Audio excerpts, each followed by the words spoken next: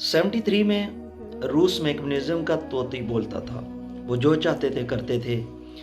एक शख्स कराची का रहने वाला एक शख्स कहता है कि मैं ट्रेनिंग के सिलसिले में मास्को जाता हूँ।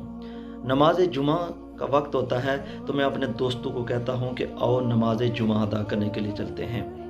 तो दोस्त कहते हैं कि यहाँ की हुकूमत ने बहुत सी मसाजिद को गोदाम बना दिया है।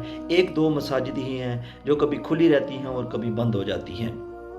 मैं उनको कहता हूँ कि फिर भी चलते हैं, लेकिन कोई भी नहीं चलता, मैं अकेला निकल पड़ता हूँ। मैं मस्जिद के पास जाता हूँ, देखता हूँ मस्जिद को ताला लगा हुआ है। मैं उन पूछने पे पता चलता है कि एक पड़ोसी के पास इसकी चाबियाँ हैं। मैं उनसे चाबियाँ तलब करता हूँ तो वो पड़ोसी कहता है कि मैं खोल तो देता हूँ, लेकिन अगर तुमको कोई नुकसान हुआ तो इसके ज़िम्मेदार तुम खुद होगे। मैंने कहा कि मैं कराची में भी नमाज अदा करता था, मास्को में भी नमाज अदा करूँगा। अगर इस वजह से मेरी जान जाती है तो बेशक खुदा मेरी जान ले ले। वो खोलता है, मैं अंदर जाता हूँ, मस्जिद की हालत देखता हूँ, वो इंतहाई ख़राब होती है। मैं उसकी सफाई करता हूँ। सफाई करने के बाद मैं अज़ान देता हूँ। जब मैं अल्लाहु अकबर की सदा लगाता हूँ तो बहुत से लोगों का शोर मुझे सुनाई देता है। मस्जिद के बाहर औरतें, बूढ़े, बच्चे, जवान इकट्ठे हो जाते हैं। किसी की हिम्मत नहीं पड़ती कि वो मस्जिद के अंदर आए। मैं जब नमाज अदा करता हूँ, नमाज अदा करने के बाद जब बाहर निकलता हूँ तो एक बच्चा मुझसे कहता है कि हज़ूर आप हमारे घर तशरीफ़ लाएं और चाय पानी पिएं। उस बच्चे के कहने में इतना खलूस था कि मैं उसको ठुकरा न सका। मैं उसके साथ चलता हूँ। वहाँ पर दिगर पकवान भी पके होते हैं। मैं खाना खाने के बाद जब मैं फारिग होता हूँ तो उस बच्चे को से पूछता हूँ कि तुमको कुरान पढ़ना आता है? वो बच्चा कभी मेरी तरफ देखता और कभी अपने वालिदैन की तरफ देखता। फिर मैं अपनी जेब से कुरान का एक नुस्खा निकालता हूँ और उसको कहता हूँ कि ये पढ़ो।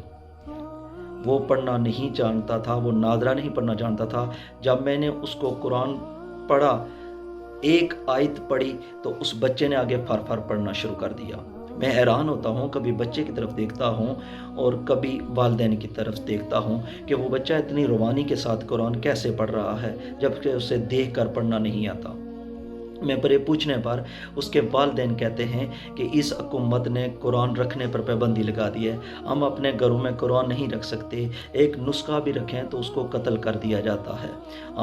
हमारे इस महल्ले के अंदर जो कोई दर्जी है, कोई मिस्त्री है, कोई काम करने वाला है, कोई खेती बाड़ी करने वाला है, कोई सब्ज़ी वाला है, वो सब कुरान के हाफिज़ हैं। हम इन बच्चों को वहाँ पे भेज देते हैं और वो बच्चों को कुरान पढ़ना सिखाते हैं।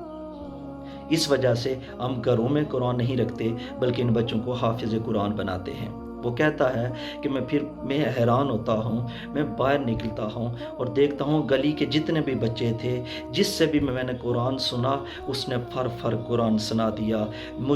मैंने बेशुमार कुरान के मौजज़े देखे थे, लेकिन ये कुरान का मौजज़ा मेरे लिए इंतहाई आम था। मैंने सोचा कि ऐ रब ताला, ये लोग कुरान पर पाबंदी तो लगा रहे हैं, कुरान रखने पर पाबंदी तो लगा रहे हैं। ऐ अल्लाह, तूने इन बच्चों के सीनों में वो कुरान को महफूज कर दिया। मुझे उस दिन इस आयत का मफ़हूम का पता चला कि हमने ही कुरान को नाज़िल किया और हम ही इसकी हिफाजत करने वाले।